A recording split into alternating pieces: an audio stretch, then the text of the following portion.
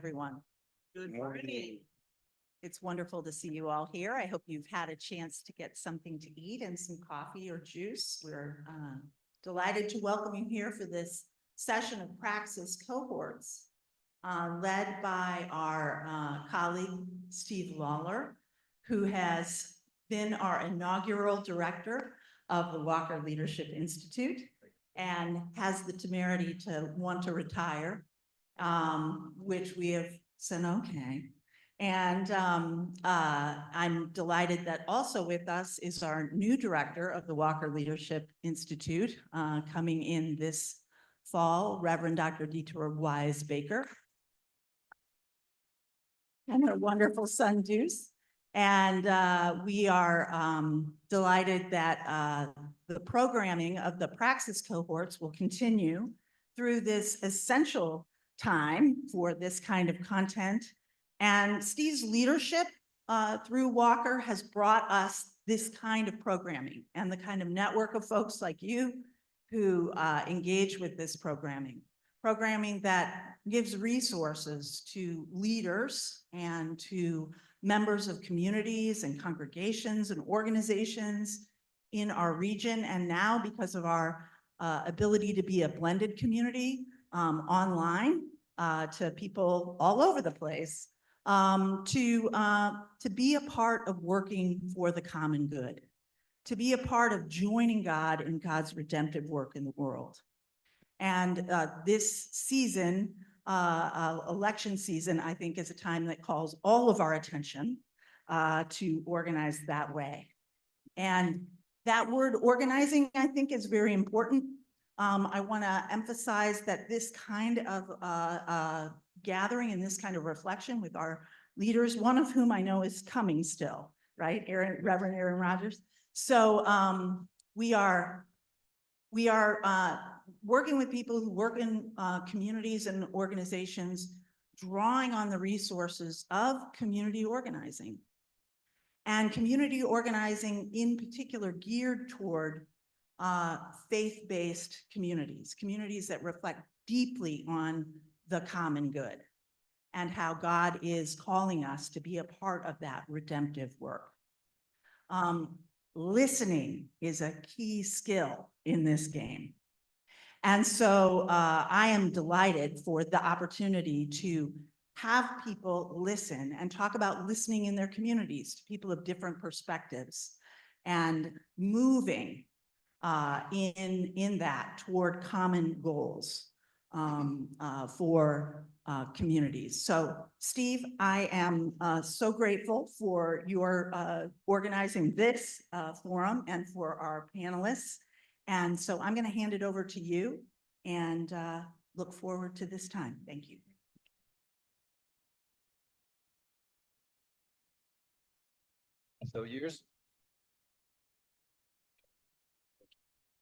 So some years ago, I did some training, and it was one of the principles of the training that the right people to show up are the folks who show up.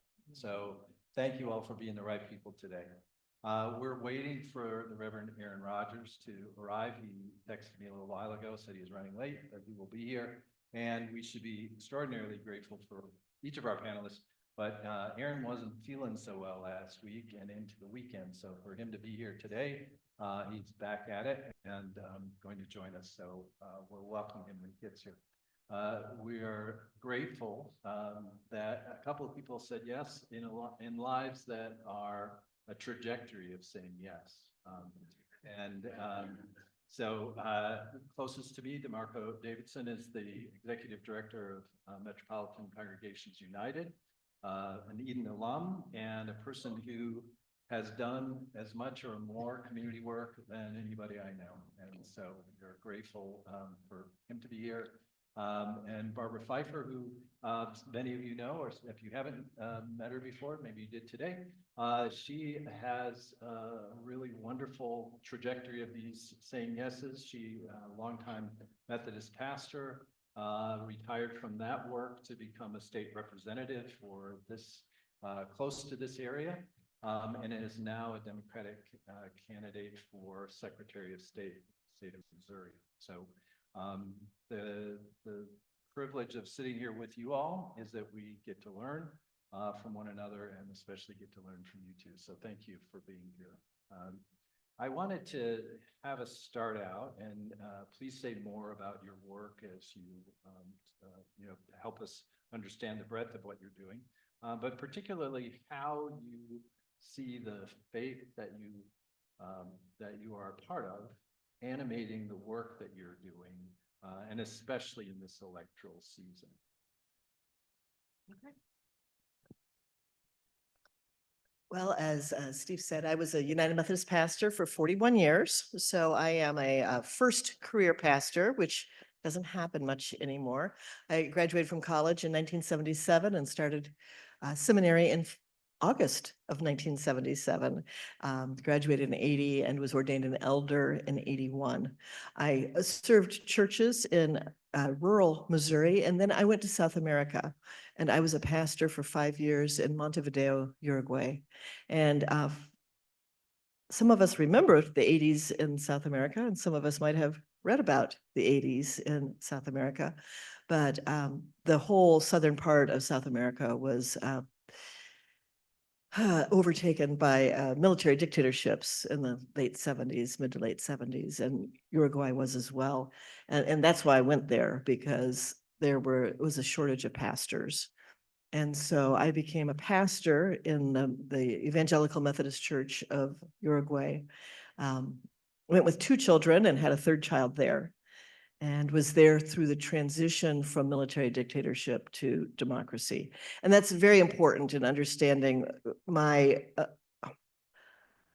decisions about politics here in the United States, because I served a church where my best friends, one of them had been imprisoned for a number of years without trial, of course, and tortured. And it was in many ways a church of martyrs, people who really suffered for their faith and were witnesses to what faith in Jesus Christ is all about. Gave me a vision of what the church can be, even when it's very small. I came back in 1988 and then served churches here in Missouri until 2019. And as I was getting ready to retire, one of my children said, "Mom, I don't really think you should retire. I think you should go into politics." And I'm like, I kind of been in politics for the last 41 years in one way or another. I'm a Methodist after all. But I said, well, okay, I'll think about it. And I retired on November 1st. And on November 15th, I made a decision to run for office in District 90, which is Kirkwood, Glendale, and a part of Webster Groves. So I actually might be the state rep for some of you. And I decided, based on kind of my guiding principles.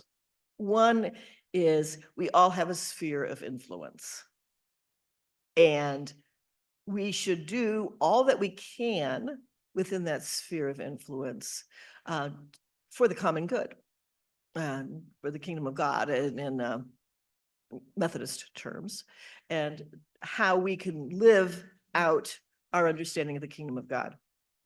Second thing I really believe in is a call. And I decided to take my son's suggestion that I go into politics as a call. And I decided to test the call. So the day after I retired, I decided I had already planned to go visit a daughter who lives in Oregon. And so I talked to her about it. And she said, "Oh yeah, Mom, you should do that." And we have 5 kids. So she developed a GroupMe app. And so all 5 kids around the country talked about it. And they said that the vote was unanimous that I should do this. It may have been because they just really thought I had too much energy to be retired and very interested in them. I don't know. But whatever the reason, it was 5-0. So then I decided to call a person who is also United Methodist, who was a newly elected state representative in Baldwin, Trish Gunby, and said, "Okay, tell me about this." And I got to tell you, November is late in the year before an election. She said, well, she talked to her about it and said, I think you need to talk to Deb Lavender, who is the state representative in my district. Because all of a sudden there is an opening there. We don't have the candidate we thought we had. So I called Deb. Coincidentally, her brother is a United Methodist pastor, which I did not know. So after about a half hour of conversation, she and I agreed that I would run. And I did ask her, I said, don't you think you need to vet me a little bit more? And she said, nah, you're okay. But she did know the United Methodist system. So, it's interesting in retrospect, you look back and see how things work together. But I think that's how calls work. You have to test it and figure it out. And really, the underlying reason I decided to run is because you could just smell insurrection in the air. You could just smell it. And I was so concerned about that. I decided I needed to do everything I knew how to work against it. And so that's my story. Yeah. All right. Yeah, that is definitely a hard act to follow. Good morning, everyone. My name is DeMarco Davidson. Already been introduced, and again, just it's an honor, seriously, an honor to be next to State Representative, soon to be Secretary of State, Barbara Pfeiffer. And that takes a whole different type of yes to run for a statewide office. So I definitely commend you and pray for you. Pray for you. Please. Seriously. So I'm trying to make sure I start somewhere where it makes sense to start when it comes to politics or even being engaged in community engagement. I probably will start with just growing up in St. Louis and experiencing the duality of being in a community where everyone knows your name, everyone knows your family, people are connected, people are working. But then recognizing and experiencing the crack epidemic. And I didn't understand the different things that was going on at the time. I didn't understand how, why were people even turning to drugs. I remember the DARE program coming into elementary schools.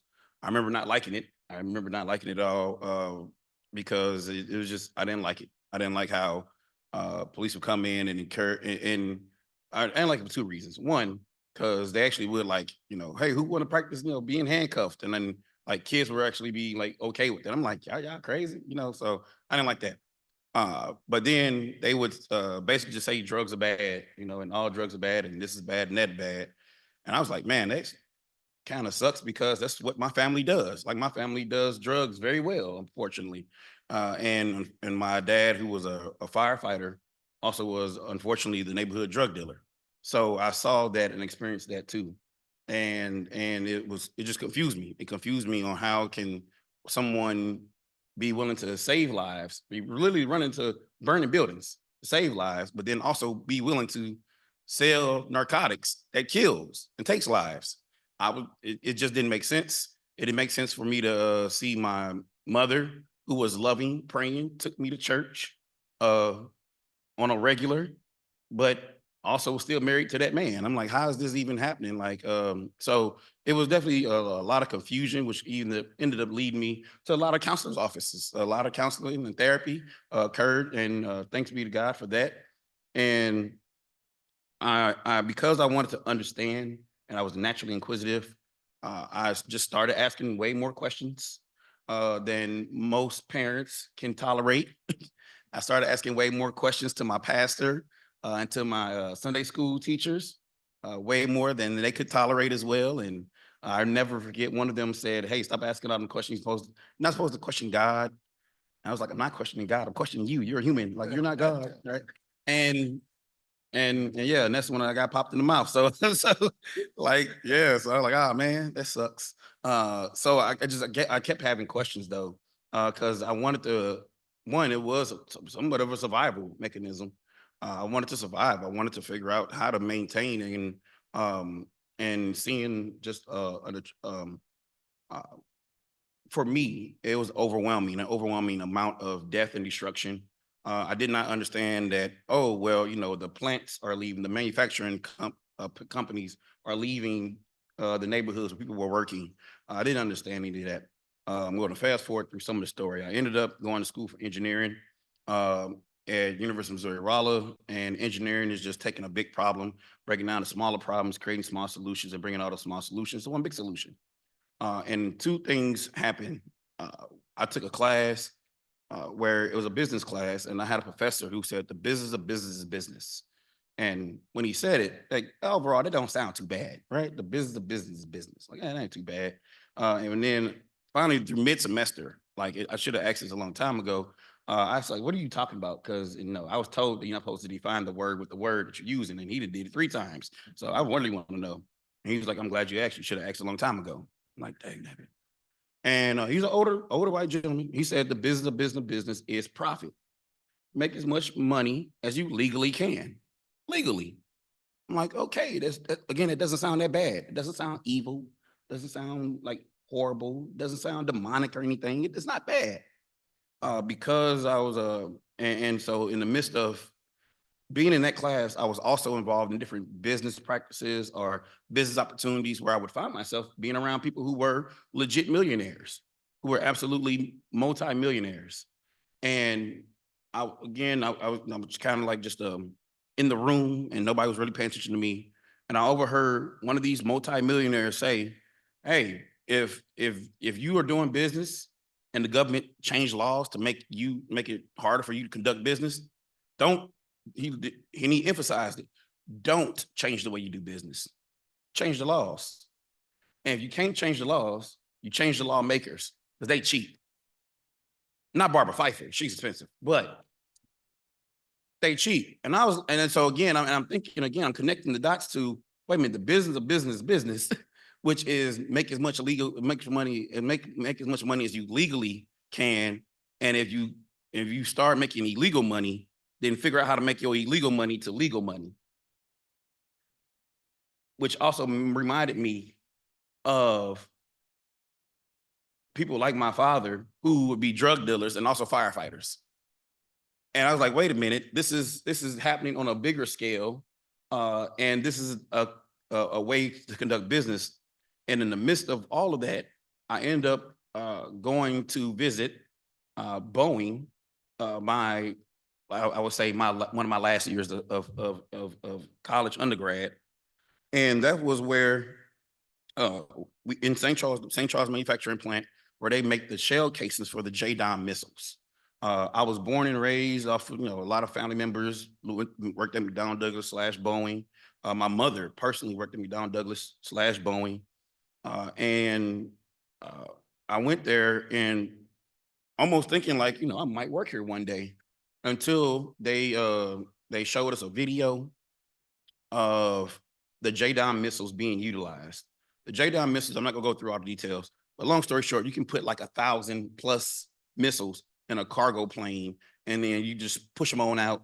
And because they have like a little propeller and a microchip, you can like hit this, hit that, hit this, don't hit that, hit this, don't hit that, hit this, right? So, and people were like celebrating this video. And again, I'm like, wait a minute, I got questions, probably more questions than they wanted to answer. But then also I'm noticing, okay, it's like a desert background, like like the decoys are like desert or whatnot. I'm like, oh, that's like probably Middle East. But then they also like showed a video that it featured, and I promise you, I never connected any of these dots until that moment. They showed a video of all the different warcraft, aircraft carriers. They were named the Apache, the Tomahawk, the Chinook. And I'm like, wait a minute, all those are indigenous tribes. Like, wait a minute, we've named war vehicles after indigenous tribes, and we dropping these bombs. But then we went outside and they was telling us how, hey, because of engineering, we can make this many more shell casings, we make this much more money. And I looked up and they actually had a client list in the manufacturing plant. One of the guys, I noticed it had North Korea, South Korea, Iraq, Iran, Afghanistan, Japan, China, Britain, England, like all the different European countries as well. And I was like, I was like, excuse me, hey, don't we have like conflict with some of those countries? Aren't we at war with some of those countries? And I was not expecting this answer. And they were so blunt with it. One of the gentlemen literally said, yes, we sell them the old stuff. We keep the new stuff for America. I was absolutely waiting for somebody else to like, come on, Jim, come on. That's not, come on, don't tell him that, Jim. No one stopped him. No one interrupted him. And I was like, whoa, this is on a whole new level. After that, it took us to a steak dinner at a steakhouse. But right outside, and I feel decent right now because I'm sure I'm not the only one in the room who remembers when they used to have newspaper stands like outside of restaurants, like the yellow newspaper stands, and literally on the cover, on the front page of that St. Louis Post-Dispatch, it said America may go to war with whatever Korea that we was beefing with at the time. I'm like, but that Korea was just on the client list. Like, how are we doing? What is happening here? So that's one thing that like made me understand that politics is definitely global, but it's very local. But also, how do we participate and play in it as well? Again, and which is one of the reasons. Well, unfortunately, not fortunately, it is what it is. I'm able to have a little more sympathy and empathy, perhaps, and even some grace towards my father, who was a firefighter and a drug dealer, because he's a Black American. And America sells weapons to enemies for profit, while we hire and employ people from communities, usually, and who may come from means, who may not come from certain things, to make these weapons. We end up selling them, and so it was like I see how we contribute to sometimes our demise, sometimes the demise of other people, and how as a country we allow this to happen. So that's one thing that made me dig even deeper into understanding politics. Of course, I can't help but the one recognizing that I'm part of the Columbine generation. I was in my senior year in high school when Columbine happened, not thinking that was almost kind of like a one-off thing, but also recognizing and seeing young white men wearing trench coats. Like they was already wearing trench coats before the white students became the trench coat mafia in Columbine, Colorado. And I was like, wait a minute, that's the thing. We got that here. Also being in college and during 9/11, waking up, seeing one tower already on fire, seeing the other plane crash. So those things definitely influenced me to understand the part that we play in either our demise or our liberation. And I choose to focus towards working on our liberation. All right, welcome, Aaron. Thank you for coming. Oh, thank you. Yeah. Happy to be in the house. Good morning. Good morning. These days, my brain moves a lot faster than my legs do. So, thank you. When I think about my kind of social location with politics, I think about 1800 Trinley Avenue in East St. Louis. 1800 Trinley Avenue, at that location, if you Google it, there's a church called Pilgrim Temple CME Church. Pilgrim Temple CME Church was founded by a group of folks who migrated, part of the Great Migration from the South, mostly from Mississippi, who came up north. I guess they were on their way to Chicago and thought, East St. Louis is good enough, and stuck around there, and they established a community for themselves in East St. Louis. They left the South because, like many African Americans at that time, they were politically disenfranchised and socially disenfranchised. They dealt with discrimination in employment. They dealt with discrimination in terms of engagement in social life. and they sought a better life for themselves by escaping the South and moving northward. When they moved up into this area and established that small church in East St. Louis, the hope was that that they can create this type of liberation for themselves in a community that cared for each other, that made sure that if somebody needed something, that they were able to take care of one another, that together, that somehow their political voice would be stronger than it would be if they were separated and spread apart. And so they established this church, and generations of people helped make that church survive all the way up until today. And I think that's a particularly important part for me to start, because politics is the discussion of who gets what, when, where, and how. And for me, and for a lot of people of faith, especially those who grew up in a Black church tradition, the politics of faith and the politics of survival go hand in hand. You can't survive without faith, and faith is essential for your survival. So places like Pilgrim Temple, 1800 Trinley Avenue in East St. Louis were places where people could get educated, where people could get fed, where people got access to healthcare, where people got the means to be able to pursue education. And so when I think about my engagement with politics today, it's hard for me to imagine a politics that is divorced from faith, because when I grew up, it was the very thing that let me know that anything that we conceived of as being attainable was possible through the engine of the church, through the engine of faith. And so in today's world, where oftentimes people oftentimes leave their faith somewhere outside the ballot box, like they go in, they make their vote, and they think that they have left church somewhere around the corner. That never was the case for me. Faith only came alive to politics only came alive for me because of the people, the elders and the ancestors that I had who enabled my faith.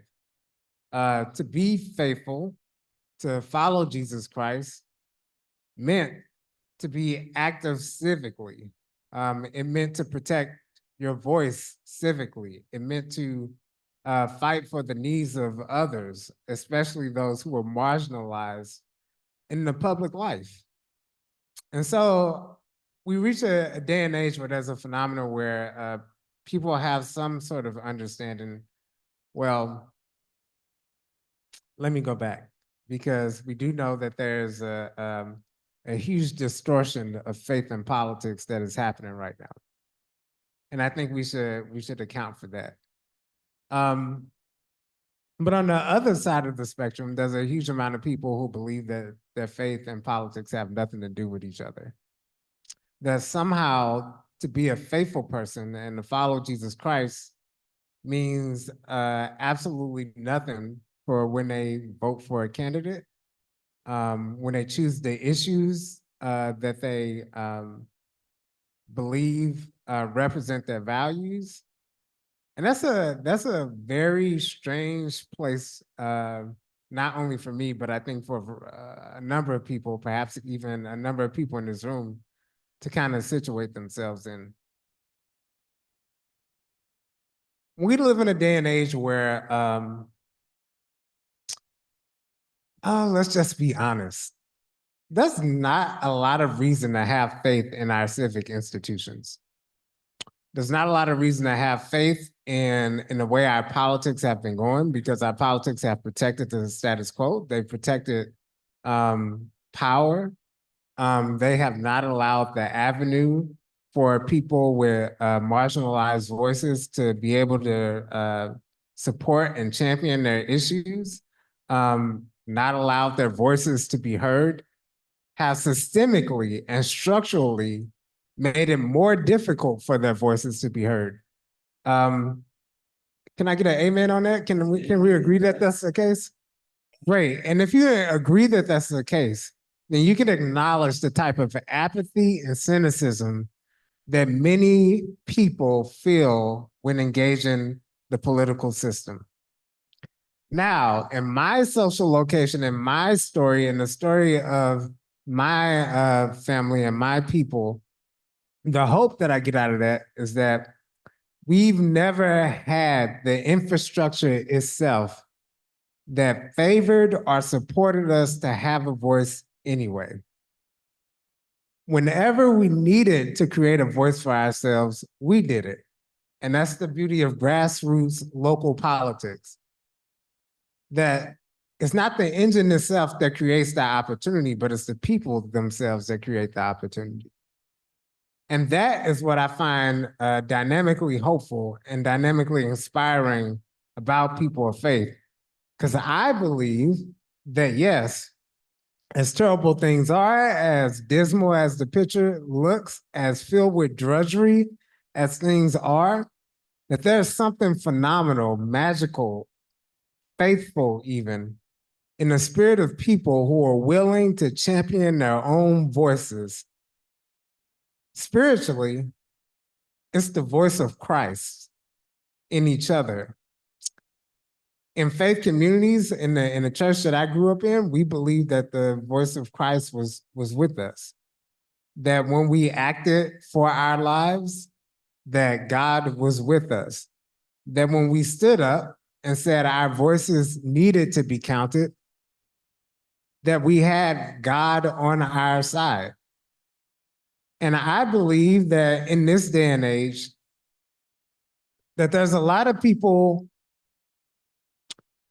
who don't necessarily care about having God on their side as much as they care about having God in their pocket. We have a lot of pocket politics and we have a lot of pocket faith, to where it's not about our honest engagement with politics. It's not about our honest engagement with the people. It's about how can we manipulate faith in order to serve our political ends? How can we use religious rhetoric in a way that champions our ends rather than inspires our deepest imagination towards something better? And I believe that going back to 1800 Trinley Avenue, that the way forward for me faithfully during this time is to understand that the thing that put that community together wasn't being able to put God in their pocket. But the thing that knit that small community together in East St. Louis on 1800 Trinley Avenue was a belief that God was bigger than their their pockets, bigger than the political system that they found themselves in, bigger than the community that they found themselves in, but cared earnestly about who they were as a people. And so it's a transcendent moment that we can find even in the hardest times, when we realize that, yeah, there's all the political machinations that are happening. And there's all this, there's a lot of reason to not have faith in a better world. But if we have faith in God, there's always an opportunity to have imagination about what the world can be. And if you're brave enough, you can co-create with God and with other passionate people a much better place than where you started. And so that's why I kind of start. Thank you. I want to say something real quick. I had to correct myself. In attempt of not good humor, I said that Representative Barbara Pfeiffer is expensive. She is unbought and is not for sale. She is, so I just want to make less clear. I just want to clear that up. Sorry about that. I apologize. Thank you. Yeah. Unbought. Not for sale. So, one of the things in listening to each of you talk about your story and your trajectory and the kinds of yeses you've said and the struggle is, and I'll connect to something you just were saying about hearing people be so dispirited. Hearing people say, what difference? I mean, this is, crazy amount of money is different. And so I wonder in your space as people in community and as community leaders, and I think this is in church, but it's also for people who are in other traditions and maybe people who, as we say sometimes even here, people who have no tradition at all that they're a part of. Like, what is a hopeful practice? Like, what is something that you do, whether today's the toughest of the days, and it's looking bleak, or for that matter, maybe a day that you're feeling, the connection's happening, the momentum's building.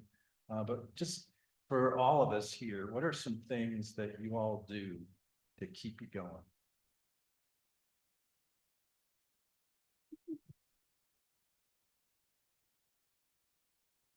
I'm going to do it like this.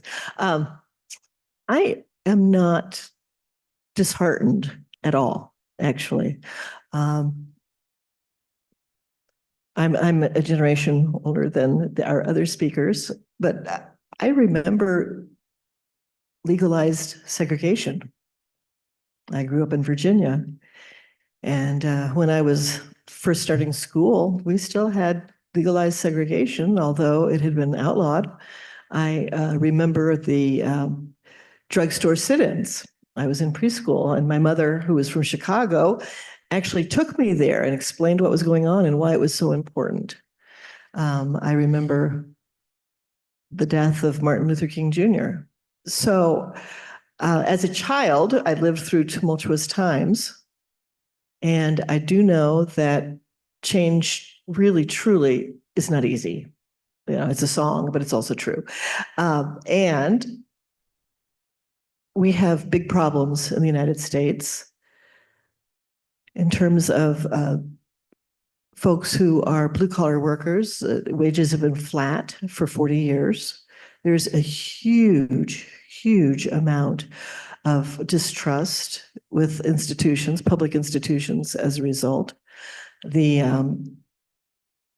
impact of Citizens United is still being unpacked, and it's absolutely going to live up there with the Dred Scott decision as one of the worst decisions the Supreme Court ever made. But on the other hand, Americans are resilient, and we have an incredible group of folks that are resisting. And I get to see that every day, and I really appreciate it. As a statewide candidate now, I'm out all the time, and it's amazing to see the amount of energy for progressive causes in Missouri this year. And I am certainly not a person who thinks that the kingdom of God is going to arrive in Missouri on November 5th. I think we're all aware that's not going to happen. However, people are beginning to understand that some of the really abstract, big decisions about things that seem so far away, like taxes, have real life implications. The issue of healthcare in rural Missouri is beyond an emergency. We've lost 19 hospitals in rural Missouri in the last, 10 years. The issue of Medicaid expansion in Missouri and the way that the House absolutely refused to fund it We had to go to the Missouri Supreme Court. And to touch on what I'm doing as running for Secretary of State, the way that Jay Ashcroft is just so egregiously misusing his office, people see that. And the thing is, our ancestors knew that it was hard work, and they didn't see everything happen in their own generation, but they kept working anyway. And that's what gives me hope. That's what I'm doing. I was amused by what you said about I'm on bot. Some of it is, frankly, I'm old. Truly, I've already had a career. I am not 35. I am not trying to climb a ladder. I say no very easily. I have 5 children, 7 grandkids. That no is really, really tempered and seasoned. And what's the worst that can happen? Vote me out. Hey, that's actually not too bad. But at least so far, people keep voting me in, and we'll see what happens. But I'm very hopeful about Missouri. Yeah. Okay. So no, I appreciate that. As I always acknowledge that I absolutely sit under the trees that I did not plant. I definitely feel like a baton was passed to me. And some would even say sometimes a torch. Sometimes when people try to pass me the torch, they handed it to me flame first. But I'm encouraging people to please hand it to people handle first. So I definitely experienced that. So I definitely get hope from the world is getting wider and smaller at the same time. One, because of the internet, one, because of social media, and how many things that we like, there's a level of connection that this younger generation they have that we didn't have. I remember coming home from school and my dad would be just watching whatever the news was around Desert Storm and just seeing images and not really understanding what was going on. And I'm like, okay, well, I'm just gonna go play my video games or whatever. And that was that. Like Desert Storm didn't impact me. I didn't understand the implications, I should say. It did impact me. I didn't understand, I wasn't connected. This younger generation is absolutely connected to the atrocities that are happening across the world, which lets me know that one, somebody's actually raising children to actually be sympathetic, empathetic. Somebody is working with them. Somebody is working with them to encourage them to recognize how they have impact and influence on policy, on politicians, on how we operate. So that gives me hope too. This is somewhat of almost a guilty pleasure. I'm not gonna lie, it's probably a guilty pleasure. I love seeing when white folks be talking that talk when they when there are certain people who let me know like, hey, we actually had culture. We were Dutch, we were Greece, we were Irish. Like we have culture. Don't allow that to be taken away. Not only that, we also have stories of liberation. Don't let people take that away. And we don't have to just go along with the oppressors or feel. I always found it fascinating when I would hear certain people say, "Oh, I don't like talking about slavery. It makes me feel bad." I'm like, imagine how it makes me feel, right? I don't want to talk about it either. However, we got to talk about certain things. At the same time, we can also talk about the abolitionists. It's so many. I'm so excited for this Bonhoeffer movie about to come out. Like that's incredible. All right. So that was some of those things give me hope that there are people constantly waking up. And although we've gone from the KKK to the NNN, Nashville neo-Nazis, somebody raising them too, right? So that gives me that tempers that dampers my hope a little bit because somebody raised them. I'm like, how y'all gonna be neo-Nazis? Y'all not even 20. Like how y'all understand what the Nazis were, right? So that dampers it a little bit, but I still get hope from the younger generation and even the current generation of people who continue to fight, people who continue to lead, to run for office, people who continue to stand up, people who continue to preach a Jesus that, yes, yes, Jesus died for you and me and died for you personally and shed his blood specifically for you in America in 2024.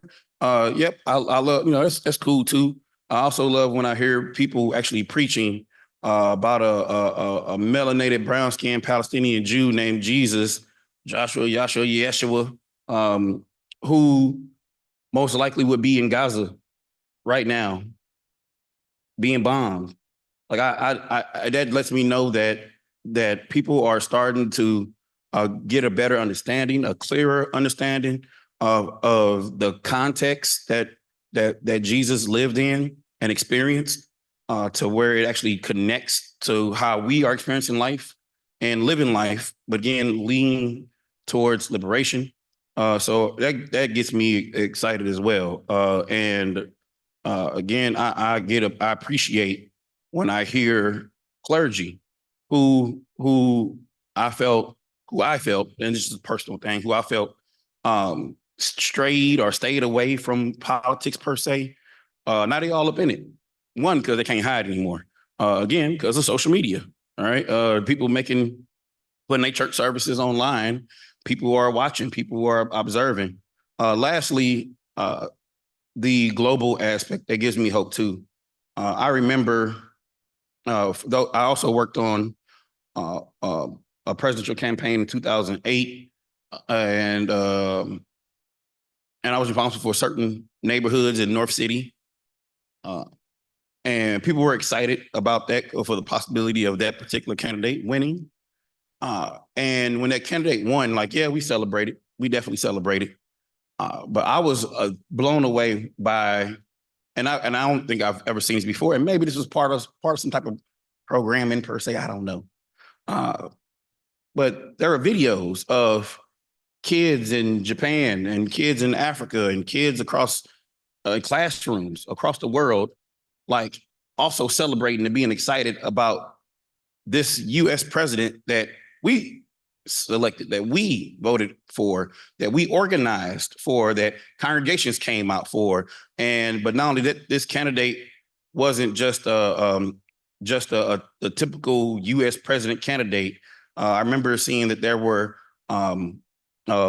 Blacks for Obama, Women's for Obama, Republicans for Obama, Queers for Obama. Like there were actually multiple veterans for Obama. Like it was so many different people that was aiming to put this person in office, and the world celebrated that.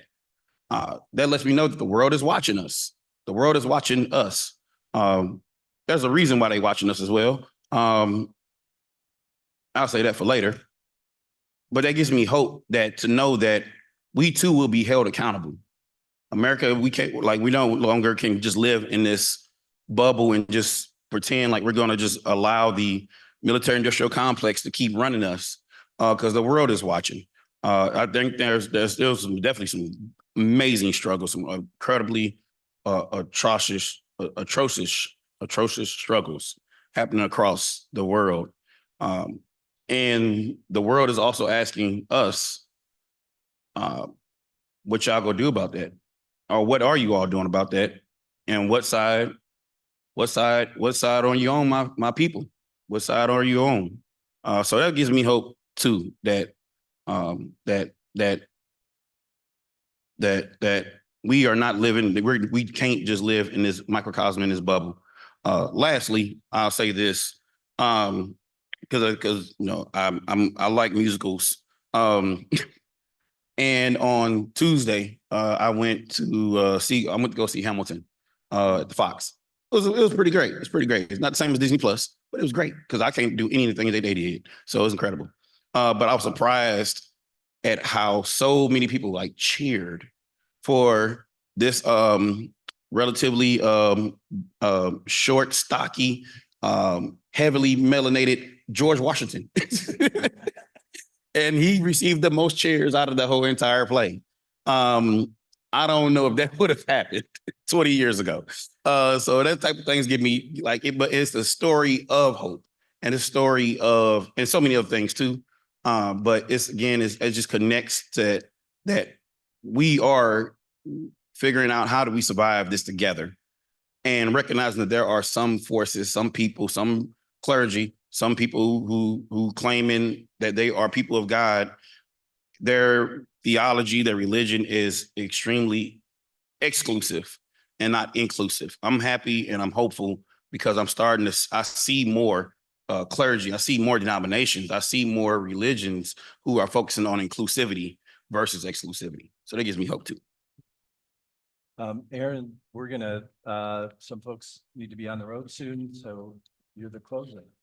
Oh. Close with hope.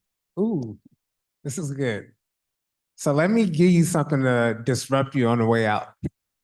Hope has to mean something more than just our faith in assumed progress. It can't be rooted in that. It has to be something beyond that. It has to be rooted in our capacity for imagination. Not just our capacity to believe that because good things happened in the past, that good things will happen in the future, but it has to be rooted in our fight and our resilience to co-create, to make the world a better place. And for all the people that go to church in here, not on our own strength, but through God's. Mhm. And I think that's something that we have to hold on to and believe that's really important. So the thing that gives me hope, and I'll go back to the small congregation in Ferguson that I have the luxury of being a priest at. That was a good former priest at too. Yeah, like yeah. I think about clay cafes where people in the community get together to have conversations with each other, and they connect stories not because they have a reason to, but because they understand how important that is to the social fabric. And so they come together from all walks of life, all experiences. They have conversations with each other and they connect with each other. And not that they solve every problem in the world while they're talking to each other, but somehow good relationship, I believe, is going to create some type of good result. And whatever happens that is great and wonderful and creates home and safety for a bunch of people is all going to begin with relationship. And so that's one of the things that gets me hopeful. The other thing that gets me hopeful is some of you know there was an art exhibit at my church a while ago during the 10-year anniversary of Ferguson. And the conversations that were had during their art exhibit were phenomenal, particularly the bravery and courage that, and candidness really, of people choosing to remember and what they chose to remember. The chief problem in our society, and the chief problem for why we can't seem to muster up hope is because we can't rightfully remember. And the longer we evade memory, the memory of struggles, of fighting, of why we fight, of the progress that we assume we have, how we got to this point. If we can't remember why we got there, then hope will remain ever evasive. But what I see in my small congregation is I see people willing to remember. And so I see stories being told and shared between generations of people, even the smallest generations of people. Toddlers coming up to the art exhibit, seeing themselves in the people in the photos, connecting their stories and even the way their hair looks to the people in those stories, remembering where they were during those times. And oh, that's a wonderful, hopeful place to begin with people who remember. Everything is possible if we can remember, but nothing is possible if we cannot remember, if we're not bold enough to remember. And so, recent election cycle, you can just think about all the type of misinformation what people want you to forget. They want you to forget January 6th. They want you Yeah. to forget all sorts of other things. And if we're courageous enough to remember, just to remember, then transformation is on the other side of that remembering. And that's something that I find hopeful. Thank you all. I am so grateful, as I'm sure everyone is, for you all being here, for what you shared and the wisdom you have. I hope that you can stay around for a little while, because I imagine people will want to continue the conversation and have that connection with you.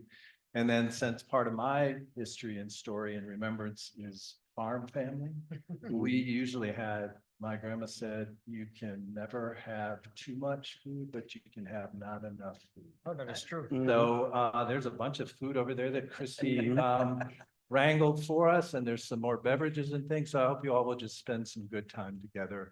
And thank you so much for being here.